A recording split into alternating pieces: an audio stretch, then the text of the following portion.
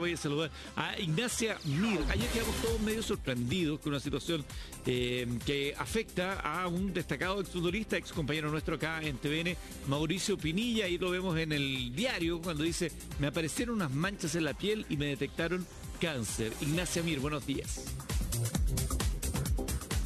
Hola Eduardo, muy buenos días a todos en el panel y a todos quienes nos ven a través de la pantalla, porque fue un diagnóstico obviamente que a todos nos impactó mucho, que obviamente Mauricio Pinilla señaló en una entrevista en el programa Marca Personal, que justamente no estaba pactado de esa forma. Sin embargo, aparentemente el futbolista dijo y señaló, porque se sentía muy cómodo en la entrevista, un diagnóstico que lo acompañaba hace ya un tiempo y que no se sabía la opinión pública. ¿Qué es lo que ustedes están diciendo? Un cáncer de piel, pero que sin embargo en realidad ingresó al hospital por otros motivos. Luego de eso, en esta tanda de exámenes, ¿cierto?, se dan cuenta que en realidad Mauricio Pinilla tenía unas manchas irregulares en la piel.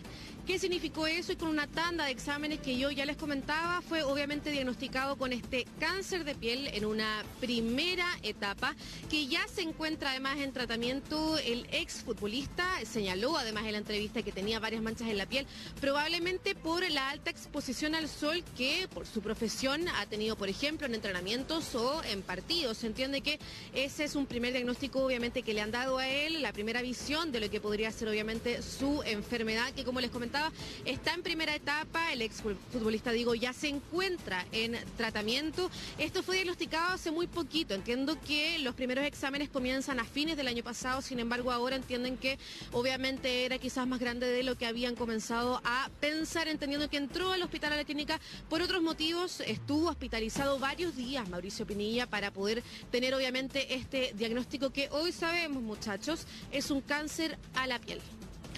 Sí, bueno, hemos hablado en muchas oportunidades de la importancia de la revisión de nuestro organismo en general y de la piel en particular, considerando además la exposición a los rayos del sol. Mira, tenemos el momento en el cual él lo cuenta. Justamente agradecemos a Radio La Metro justamente por ese contenido que vamos a revisar a continuación.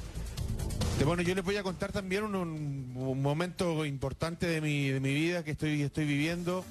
Me detectaron una prostatitis, terminé en la clínica, me hicieron un montón de exámenes por unas manchas que me aparecieron en la piel y me detectaron cáncer de piel. ¿Ahora? Ahora, no, esto nunca lo había contado en ningún programa. ¿Cuál es es la primera parte.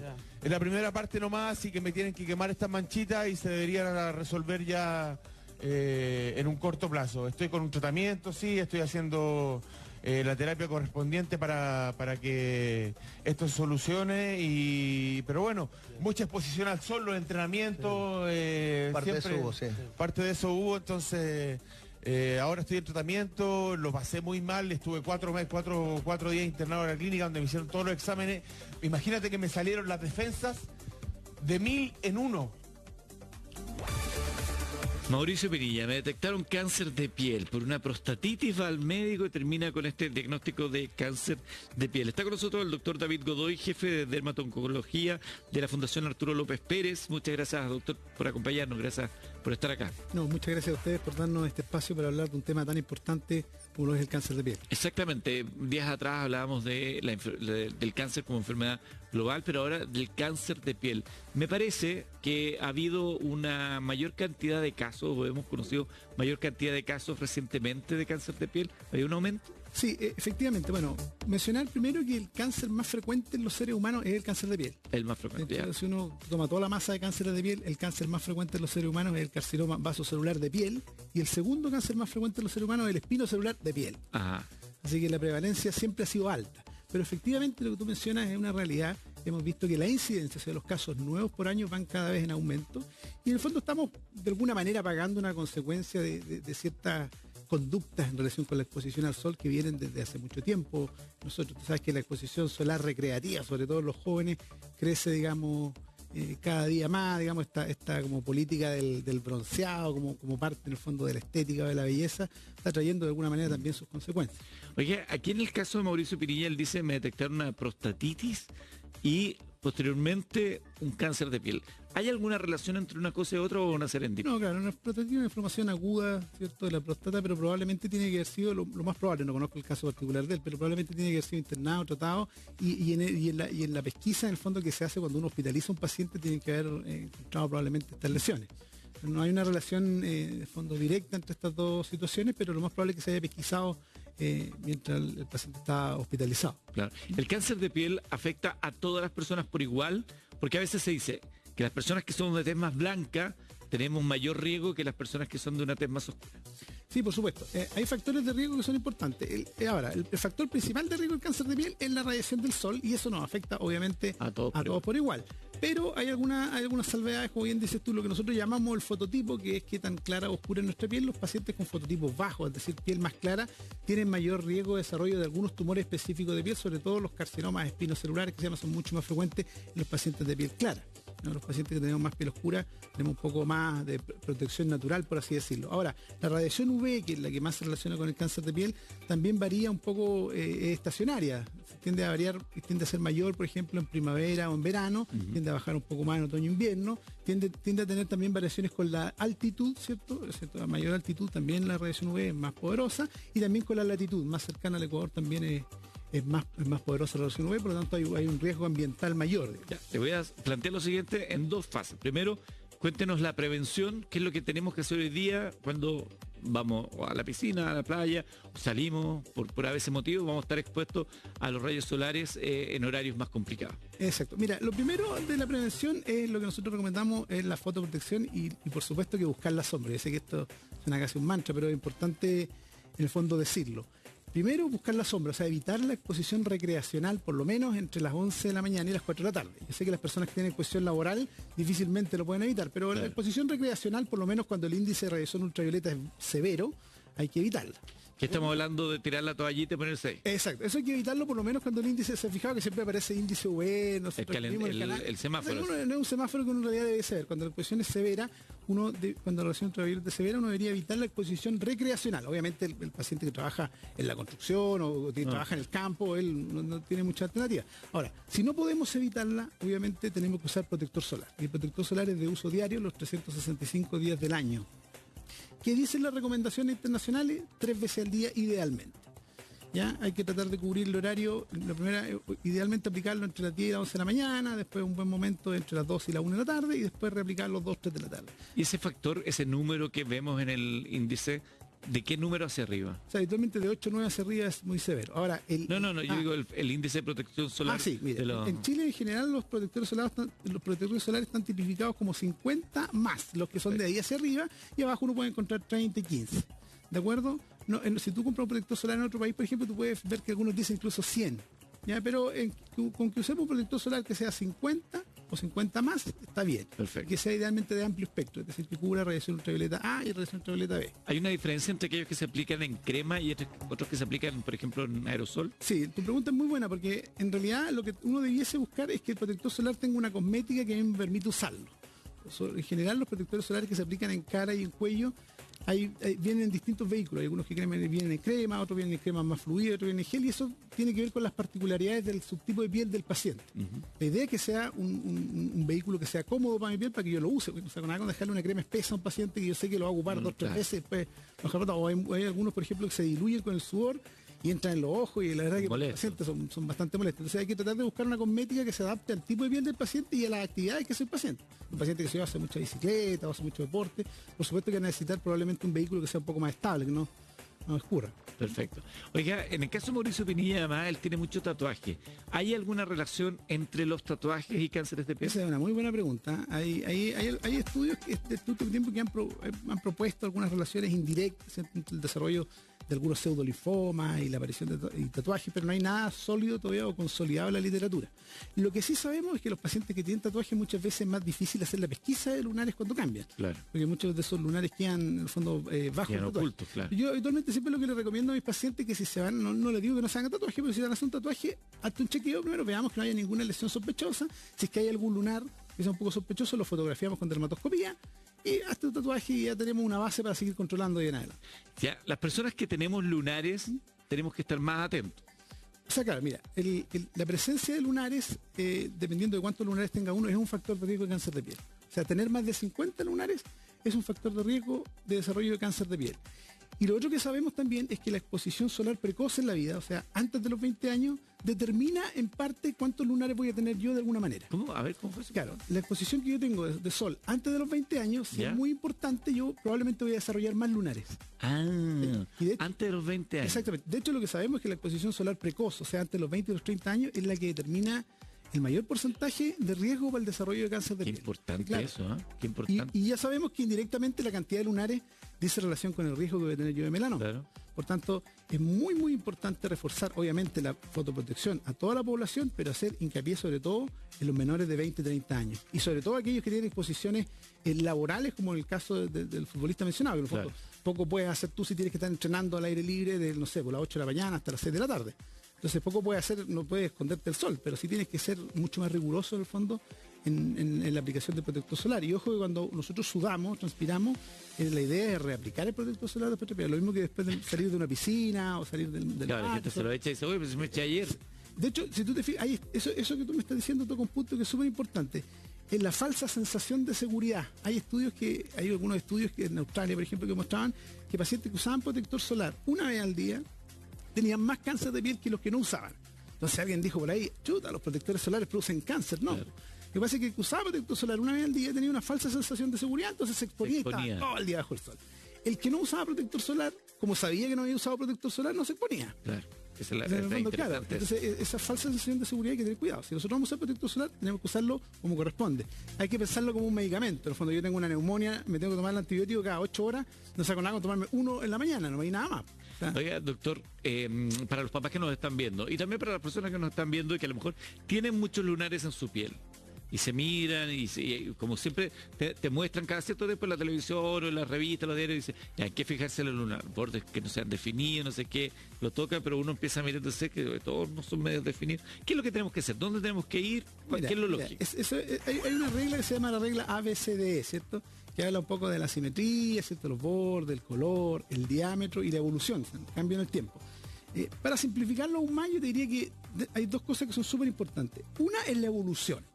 O sea, los lunares en general son lesiones estáticas, en términos generales. O sea, un lunar que cambia, ya sea de color, que gana un color que no tenía, o que va perdiendo colores, o que va creciendo en el tiempo, que sangra, o que tiene algún síntoma asociado, que puede ser dolor, o a veces prurito. Eso siempre debe llevarnos a consultar al dermatólogo. La evolución, exactamente. La evolución de una lesión que nosotros...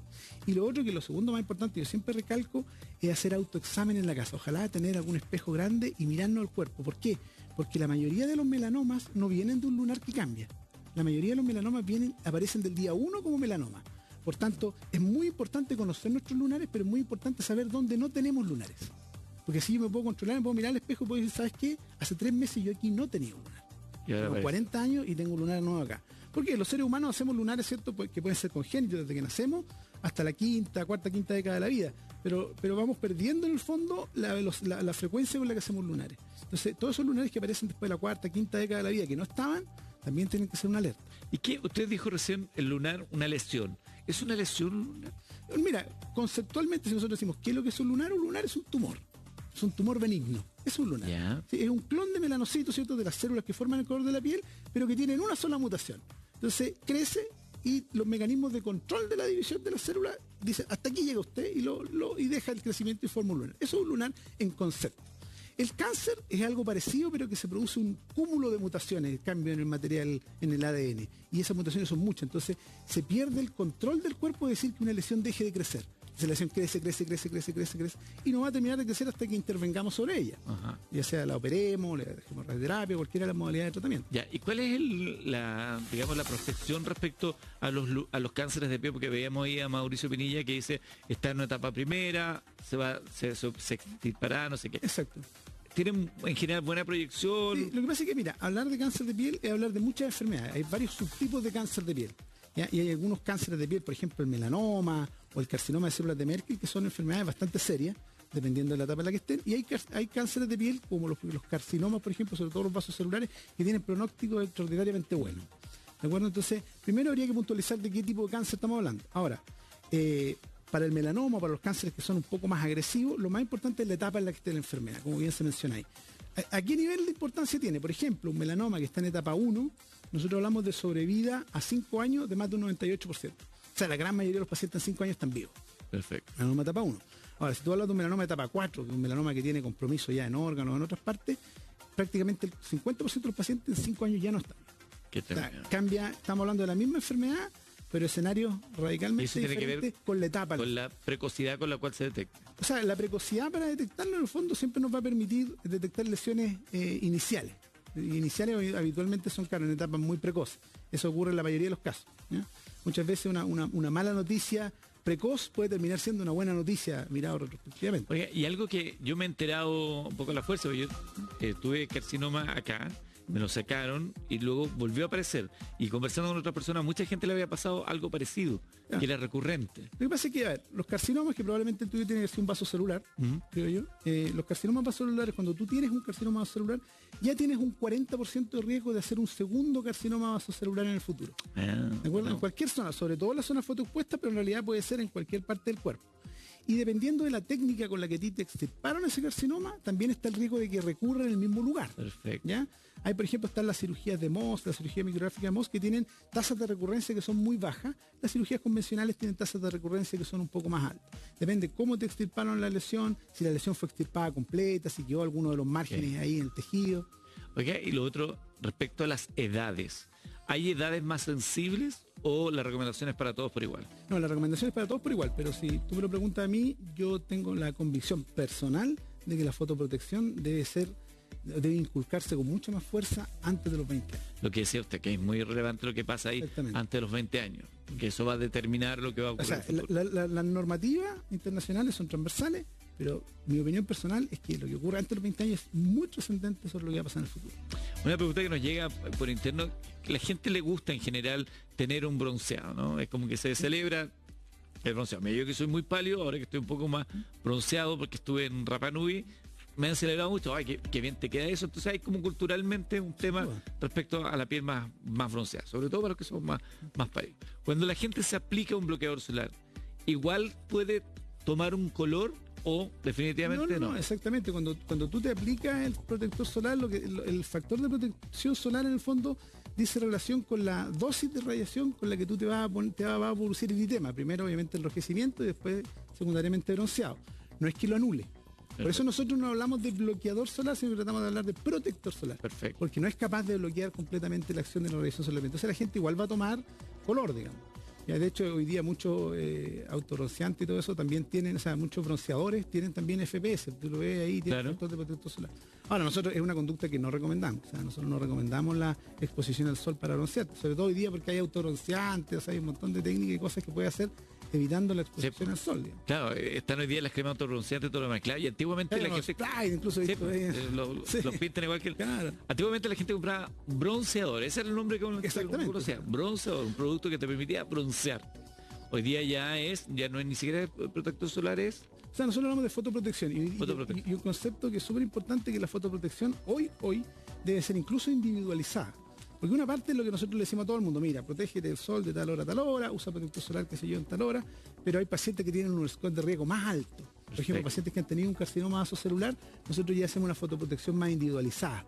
Dejamos protectores solares que son un poco más específicos, que tienen algunas cosas extras. En algunos pacientes incluso de muy alto riesgo dejamos algunos medicamentos orales, o sea, la fotoprotección hoy día ha evolucionado y la idea es que la fotoprotección, además de las directrices que son para toda la población, sean individualizadas para el riesgo de cada paciente. Tenemos nuestra línea de WhatsApp que está ahí en pantalla, arriba del reloj, ¿lo ves? Más 569-9407-0107. Más 569-9407-0107. La gente nos manda preguntas. Buenos días a todos. Patricia por acá pregunta: ¿los tatuajes no son un gatillante de cáncer de piel? Lo que hablábamos. Claro, no hay hoy día evidencia robusta de esa situación. Obviamente, como todo en la medicina, estas cosas cambian. Muchas veces los doctores nos hemos visto expuestos a decir esto no ocurre y 10 años después aparece un estudio y quedamos todos, como se dice vulgarmente, como chaleco mono. La verdad que hoy lo que se sabe es que no hay evidencia robusta para afirmar esto. Lo que sí sabemos es que las personas que tienen tatuajes, obviamente, como los mencionaba anteriormente, la pesquisa muchas veces de lesiones sospechosas es más difícil. Entonces, pacientes que tienen un alto riesgo de desarrollo de melanoma, yo no recomendaría a esos pacientes tatuajes. Por ejemplo, pacientes que son inmunosuprimidos, ¿cierto? Que toman medicamentos que se bajan un poquito de defensa, pacientes que han tenido antecedentes personales ellos mismos de melanoma en el pasado o que tienen antecedentes familiares directos con melanoma, o pacientes, por supuesto, que tienen muchos lunares que ya sabemos que también tienen más riesgo de melanoma. O algún tipo de afección a la piel, psoriasis, dermatitis. Algunas enfermedades crónicas eventualmente la piel pueden tener alguna relación, pero más que la enfermedad muchas veces son los tratamientos para las enfermedades. Por ejemplo, la psoriasis, algunas modalidades de tratamiento sistémico sí nos pueden poner en un pedestal de riesgo más alto para el desarrollo de cáncer de piel. Había una pregunta que había mirado así de reojo, que era a propósito de la psoriasis, sí, porque hay terapias de psoriasis que tienen que ver con radiación ultravioleta focalizada. Exactamente. ¿Se podría entender entonces que exponerse al sol sería bueno? Es que no, lo que pasa es que a ver, nosotros utilizamos la radiación ultravioleta para muchas enfermedades autoinflamatorias, usamos lo que se llama la fototerapia. Entonces, la fototerapia es una modalidad absolutamente controlada. Nosotros podemos usar UVA, ¿cierto? UVB, y lo usamos con cuantificación de dosis hecha para el fototipo. Correcto. Nosotros medimos las dosis y tenemos incluso un límite establecido. Nosotros, por ejemplo, sabemos que de púa tú puedes recibir tanto, ¿cierto?, millijoules para ti particularmente, puedes recibir tantas sesiones específicas, ¿ya? Y después de eso, efectivamente, puede haber un riesgo. Entonces, claro, cuando tú lo haces en un ambiente controlado, es distinto a exponerme directamente al sol. Claro. Gloria desde Viña del Mar. Zonas costeras, hay gente ahí preocupada. ¿Qué pasa si un lunar de carne se corta? ¿Cuál es la diferencia entre un lunar de carne y verrugas? Mira, lunar de carne, en general cuando se habla vulgarmente de lunar de carne, alude básicamente a dos situaciones. Uno, que son los nevos que nosotros llamamos lunares dérmicos, son lunares que tienden a tener como una protrusión, o sea, son como hacia afuera, ¿cierto? Habitualmente son como color piel y son como hacia afuera. Y otras situaciones que las personas se refieren al lunar de carne, a los fibromas que aparecen acá en el cuello, a veces con la resistencia a la insulina, que estamos hablando. Estas dos situaciones en general son lesiones benignas, ¿de acuerdo? Y las verrugas, claro, las verrugas son otro tipo de lesiones que aparecen por una infección viral. El virus papiloma, y aquí aparece una lesión que muchas veces pueden parecerse a ojo desnudo, pero claro, son situaciones distintas, pero ambas son lesiones benignas. Ahora, ¿qué pasa si un lunar de carne se corta? Habitualmente cuando un lunar se corta, de eso, ya sea un fibroma, por ejemplo, blando, la verdad es que no ocurre nada, ¿no? Porque uno corta un fibroma del cuello va a tener más riesgo de cáncer de piel. Lo que sí no puede ocurrir es que en algún centro médico, donde sea que se atienda un paciente, se le saque una lesión de piel y esa lesión no vaya a biopsia. Eso sí que no debe ocurrir, porque nosotros en la Fundación Arturo López Pérez hemos visto algunos casos emblemáticos de pacientes que, por ejemplo, se sacaron una lesión en X centro médico hace 10 años en la espalda. Y la lesión se la sacaron porque al paciente no le gustaba y nunca hubo un diagnóstico con biopsia. Se lo sacaron por lo estético y no hubo una biopsia. ¿Qué es lo que ocurrió? Que muchos de esos pacientes han llegado 5 o 10 años después con metástasis de melanoma, porque efectivamente era un melanoma la lesión. Entonces, si tú sacas una lesión, aunque sea por estética, tengamos una confirmación histológica en el fondo de que esa lesión era algo benigno. Mire, escuchemos lo que dijo Mauricio Pinilla justamente en la Metro cuando da a conocer esto. Bueno, yo les voy a contar también un momento importante de mi vida que estoy viviendo. Me detectaron una prostatitis, terminé en la clínica, me hicieron un montón de exámenes por unas manchas que me aparecieron en la piel y me detectaron cáncer de piel. ¿Ahora? Ahora, no, esto nunca lo había contado en ningún programa.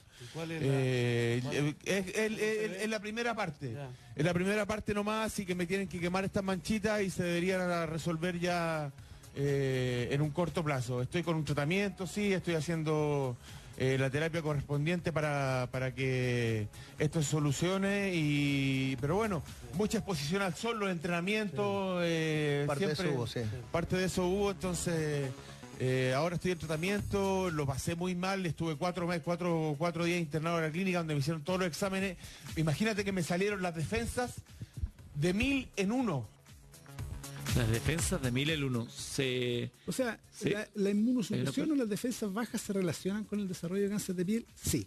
De hecho, para graficarlo un poco, los pacientes que son trasplantados de órganos tienen hasta 200 veces más riesgo de desarrollar algunos tipos de cáncer de piel que otros, solo por los medicamentos inmunosupresores que uno les da para que no rechacen el órgano. Claro. Un paciente trasplantado de pulmón tiene que recibir varios medicamentos para bajar las defensas, para que las defensas no rechacen el órgano. Esos pacientes tienen un riesgo muy elevado de cáncer de piel. Por lo tanto, efectivamente, la inmunosupresión, tener las defensas bajas, es un factor de cáncer de piel que está ampliamente demostrado. Doctor, ¿y qué pasa con los solarios? Bueno, los solarios es algo que nosotros, en general, los dermatólogos venimos combatiendo desde hace bastante tiempo. Los solarios tienen dos problemas para mí importantes. El primero, obviamente, que es radiación UV. Por lo tanto, dan más riesgo de cáncer de piel categóricamente. Y lo segundo es que lamentablemente son usados justamente por población que es de menos de 30 años. O sea, en el fondo tenemos radiación UV no controlada y que es usada por los pacientes que tienen, a mi parecer, más riesgo. Por lo tanto, yo en realidad soy absolutamente contrario a las cámaras de bronceado. Oye, ¿y usted cuando va a la playa, cómo lo hace? Yo nací con un bronceado un poco natural, soy bastante moreno. Pero cuando va, por ejemplo, pone, no sé, un quitasol. Lo que nosotros hacemos en general evitar la exposición solar recreativa, ya te lo digo desde el punto de vista familiar, antes de las 10 y después de las 4. En general, más que a la playa, a la piscina, por ejemplo, mis hijos por lo menos van después de las 4. Y es impresionante como tú inoculas, digamos, una conducta en los niños. Claro. Y yo les enseñé desde que son chicos. Y hoy día, por ejemplo, me retan. A veces me pasa que yo apurado voy y digo, papá, no me he puesto el protector solar y no pienso salir del sol. O sea, pero mire. Claro, los niños a veces asimilan mucho más los consejos que los adultos. Pues que es importante el ejemplo. Uno puede decir una cosa, pero si no practica con el ejemplo, puede decir, oye, hace mal la exposición solar, pero déjame estarme que estoy aquí. Claro. No, yo te estoy hablando de esto. A veces yo llego a las 5 de la tarde cansado a la casa y chuta, no sé, me voy a meter a la piscina con ellos. Y me dicen, ay, papá, protector solar. Muy bien. Los niños en general muy bien los conceptos. Una última recomendación entonces, ir a un dermatólogo en caso de tener alguna duda o querer saber en qué condición se encuentra mi piel. Mira, las lesiones sospechosas en general, si tiene una lesión o que ha cambiado una lesión nueva, hay que ir al dermatólogo sí o sí. ¿Ya? Lamentablemente hoy día no tenemos un screening de cáncer de piel, porque uno pensaría que la revisión de lunares es un... Explique lo que es un screening. Un screening es una intervención que yo puedo hacer a toda la población y que me sirve para prevenir el cáncer de piel. Perfecto. Por ejemplo, una mamografía de una mujer, ¿cierto? A los 35 años, yo sé que es un screening y puedo hacérselo a todas las mujeres que tienen esa edad. Bueno, no hay un screening para diagnosticar cáncer de piel. Ya lo que nosotros podemos hacer es otro concepto que se llama prevención precoz. Y para prevención precoz nosotros hacemos el chequeo de lunares, que es de cuerpo completo. Ahora, hay harta discusión en la evidencia que si todas las personas deben ir todos los años al dermatólogo, en realidad no hay evidencia que sustente eso. Lo que sí sabemos es que personas que son de alto riesgo deben ir todos los años. ¿Cómo definimos alto riesgo? Obviamente personas que tengan antecedentes de melanoma o de cáncer de piel directos familiares, por supuesto, personas que sean de fototipos muy bajos, en general, piel clara, nosotros recomendamos desde la cuarta década un chequeo anual. Las personas que son de fototipo un poco más alto, nosotros recomendamos desde la quinta década un chequeo anual de lunar. ¿De acuerdo? Obviamente las personas que toman medicamentos inmunosupresores y no hay edad, pues cuando tú vas todos los años, en el fondo por farmacovigilancia, tienes que ir a hacerte un chequeo de piel anual. En el fondo la idea es estratificarlo por grupos de riesgo. Y la última pregunta, la última partida, porque en Chile, a propósito de la migración, han llegado personas, ya no sé cómo decirlo, porque nadie se ofende, afrodescendientes, me entiendo, ¿no? Sí.